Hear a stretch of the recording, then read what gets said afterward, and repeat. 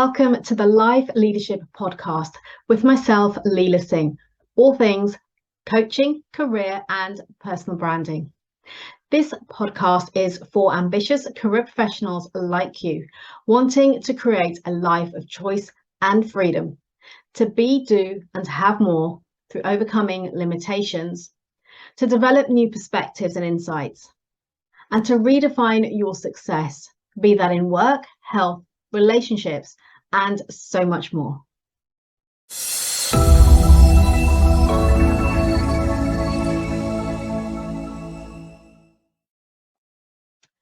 Welcome to Live with Leila. Good morning, good afternoon, and good evening, wherever you are joining from in the world today.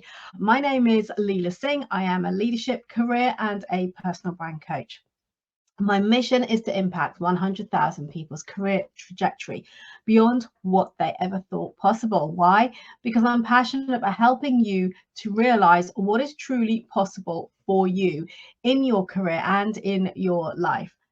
How? Through harnessing your leadership potential. I coach high achieving, ambitious, and driven mid to senior level professionals working in the tech industry for promotion, peak performance, and a standout personal brand, all whilst showing up as the best version of themselves, what I call life leadership. So I want to kick off straight away with this because there's a lot to cover. Today's topic is taking control of your career trajectory.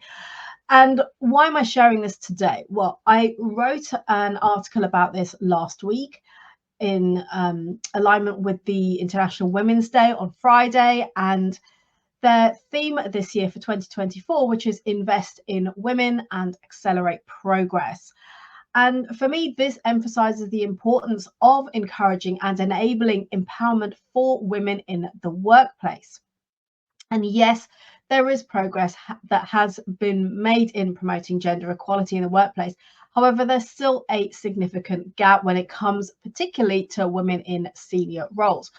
And there are numerous studies which have highlighted this fact, and as well as the challenges that women face in the workplace. And this includes the biases, the lack of diversity, and the subsequent attrition of talented individuals from the industry, particularly as they move up towards more senior level roles.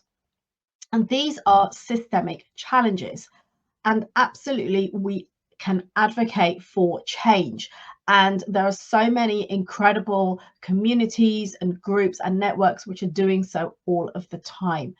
So today, we're not here to discuss the systemic challenges as much as we're here to look at what we can do to influence our career trajectory and actually shape our professional paths. And this isn't, whilst I'm basing this on an article I wrote specifically for International Women's Day, I will also be sharing strategies that are applicable to you no matter who you are and which industry you are in, strategies that you can implement for yourself to enable you to take back control of your career trajectory. And speaking specifically about women in the workplace, it is about not only continuing to advocate and to push for more diversity, equality, respect, and so forth within the workplace, but it's also about embracing personal responsibility. What I mean by that is about leveraging our inner strength, our inner resilience to be able to navigate these complexities and challenges, to be able to ascend the career ladder in the way that we want to. So before I go into those strategies, I just want to briefly cover off some of the common challenges that women face in the workplace. First of all, there's gender bias, and there's extensive efforts to promote diversity and inclusion in the workplace, and yet that bias still persists in many environments. And women often face subtle and sometimes not so subtle discrimination. I've experienced it particularly in my early career, before actually heading into the tech industry. And back in those days, I didn't have the wherewithal, I didn't have the confidence to be able to speak up, to say anything about it. So I just let it go. I just accepted it, that was the norm. And the challenge with this is that it then affects your opportunities for advancement if you say nothing, do nothing, and just let it happen. There's also the lack of representation, the scarcity of women in leadership roles, which can create a sense of isolation and potentially hinder aspiring female professionals from envisioning themselves in those similar positions. So there is a narrative about, rather, that states you can't be what you can't see. I would love to challenge this narrative in the sense that there's a lot of dependencies here, and often when we buy into that narrative, it's because of perhaps beliefs around us as we were growing up, or perhaps in our early experiences in our career as we stepped into the workplace, that has us then living into that belief that you can't be what you can't see. And what I invite you to do there is to be the first. If there's something you're really passionate about, that you really want to do, that you're aspiring to get to or to achieve, then why not be the first? Yes, we all want the role models and the people who've been there before us. However, those role models, those people who've done that before us, they have been the first. So my invitation to you is to really look at what it is you want to be doing. And if you can't see somebody who's already doing that, aspire to be that first person, to be that role model for others. Another challenge in the workplace for women is imposter syndrome. And many women battle this because they doubt their abilities, and they start to feel that they don't really belong in certain environments, in certain roles, and even going up to the senior level positions within an organization, that they may feel they don't belong there, or they're not, they don't have the skills, the experience, and the abilities of their counterparts. Another challenge is work-life balance, balancing the career ambitions with your personal commitments. And this can often be challenging for women, particularly as you move up into more demanding roles and into senior positions. Also, negotiation challenges. So women can struggle with negotiating for themselves. Studies have shown this, that women are less likely to negotiate for promotions, for pay raises, compared to their male counterparts, which can, of course, then stall your career progression. And I remember reading some research done by Glasgow University a few years back, where it talked about, at that time, it was 75% of women in the workplace lacking confidence based on their research. And that is concerning, absolutely concerning. Why? Because when you're lacking that confidence, that's when you're less likely to ask for what you want, to attempt to negotiate for that promotion, for that next big project, and for that pay raise that you know you deserve. So whilst we need to address systemic issues within the workplace, empowering women will also involve taking proactive steps to navigate these challenges. And I want to invite you to consider some of these strategies and ask yourself, what can I do here? What can I do differently, or what can I do more of to enable me to be able to move forward in my career? The first one is developing confidence. And confidence is key in terms of success in any career. And cultivating confidence can be the inner work, working on what is having you feel like you're lacking in that confidence and certainty in yourself. And some steps you can take to recognize and build on that confidence is looking at your achievements over the years.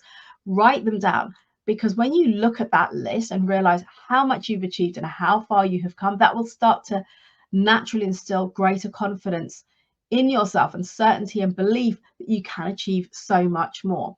Also, seeking feedback.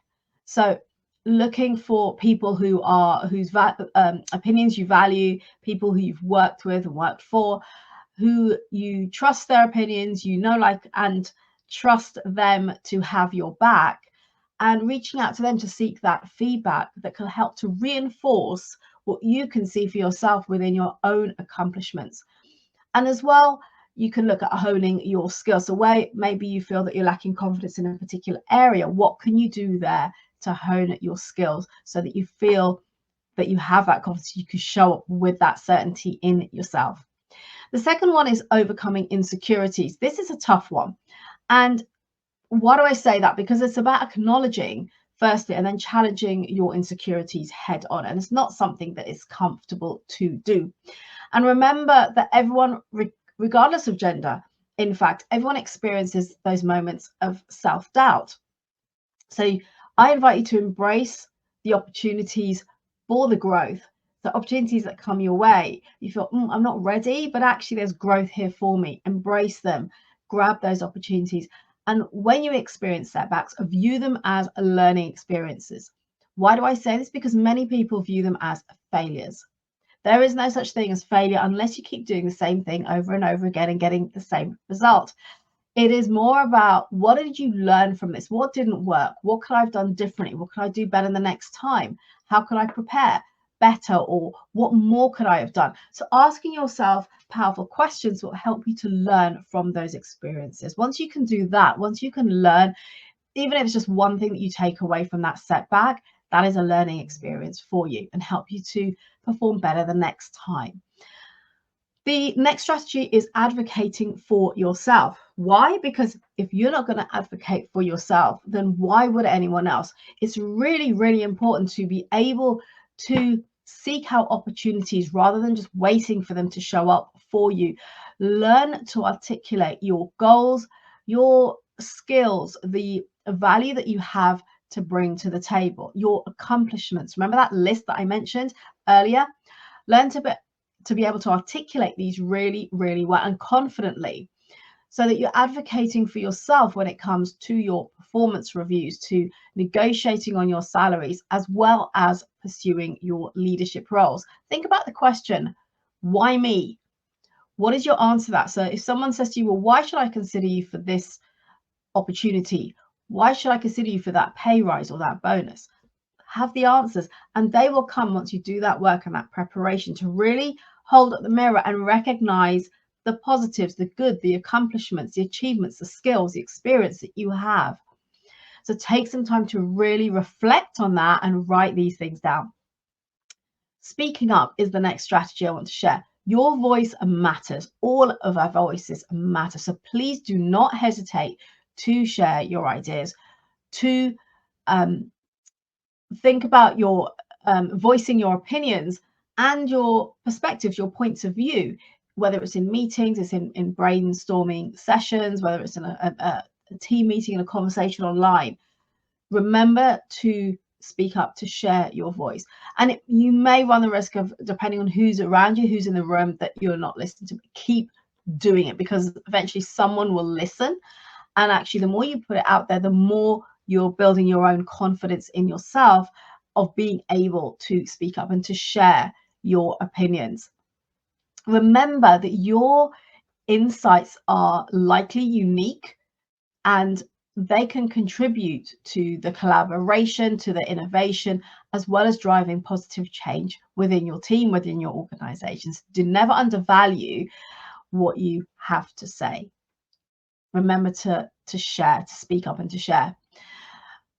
Another strategy is seizing opportunities and taking risks. Why? Because I don't want you to allow failure, or the fear of failure, should I say, to hold you back. In other words, the fear of, oh, there's a setback, oh, it didn't work, or it was harder than I thought. That's okay. It's about being willing to step outside of that comfort zone, because remember, this is where the growth happens. And seize those opportunities. Take calculated risks, even if you don't meet the requirement for every single job description. Put yourself forward. And the reason I say is because I always question why people say, well, I can't do everything on the job spec, so I'm not going to apply it. But actually, for most people, the reason that you are putting yourself forward for the next job is to grow, to develop, to obviously increase your salary and so forth. Therefore, why would you not want to have an aspect of the job spec that is new, that is challenging, that's going to take you outside of that comfort that you've known for a while and enable you to grow? That's where the magic and the fun happens.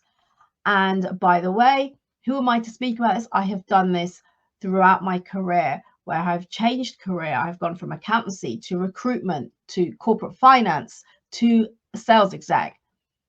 They're all roles that I took that were completely new to me, that were completely outside of my comfort zone, that made me feel incredibly uncomfortable. But here's the thing. All of those calculated steps that I took were the best decisions I made. Why? Because they elevated my confidence from someone who lacked self-esteem and any certainty in myself and my ability, to showing me what I'm capable of and what is possible for me. And that's what I invite you to consider for yourself. In terms of your career trajectory, what can you do that is new, that's challenging for you, that will really stretch you and help you to grow, and actually have you looking back and thinking, wow, I never realized I was capable of so much. So seize those opportunities and take risks. The next point here is building a support network. Surround yourself with those mentors, sponsors, and peers who champion your growth, people who will enable you to develop along the way. Seek out those communities, and there's so many of them, the communities and networks specifically tailored to supporting you, so you can share experiences, you can bring your experiences to others and learn from those around you. Really, really important to have that supportive network around you. The next strategy is continuous learning and skills development. The working landscape is constantly evolving, and it's about standing out from the crowd, having that competitive edge.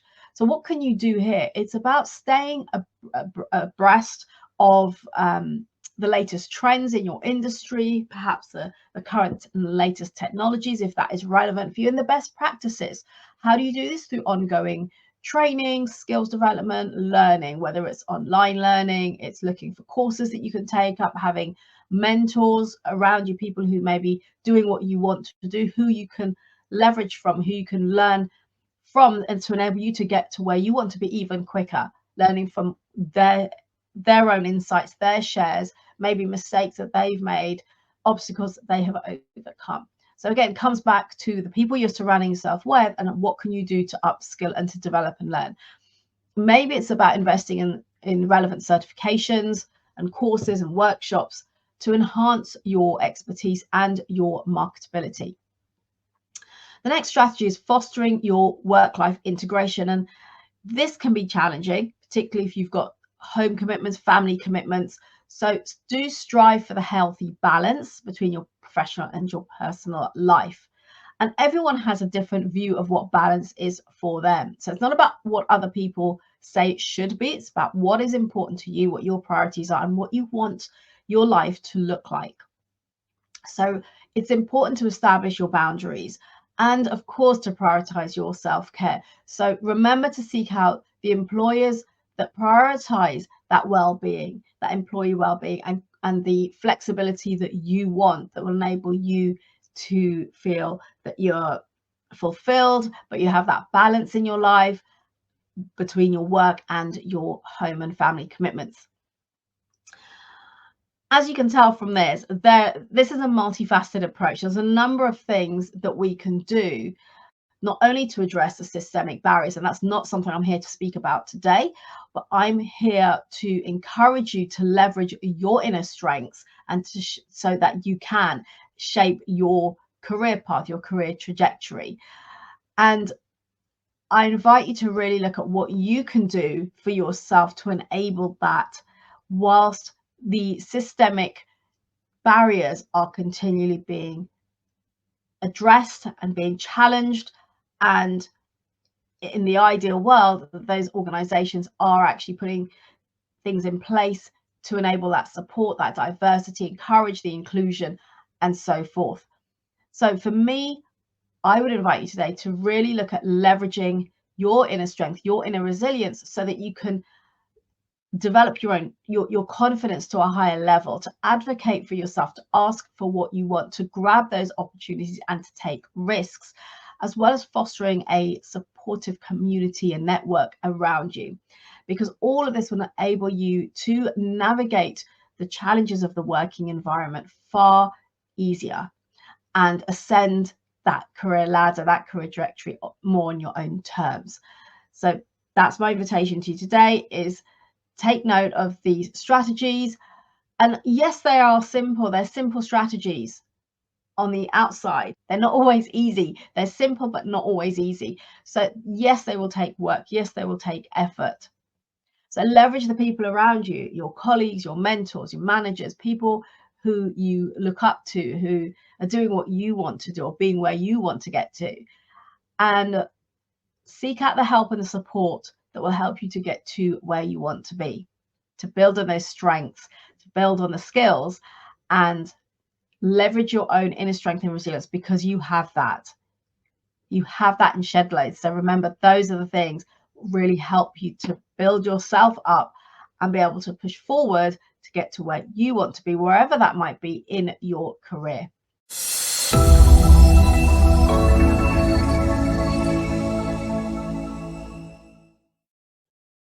Thank you for listening. Please subscribe to this podcast if you haven't already done so. And if you enjoyed and gained value from today's episode, then do please leave a review telling us your key learnings and what you enjoyed the most. And do please share this podcast with your friends and colleagues so we can spread the word on life leadership, creating a life of choice, freedom, and new possibilities.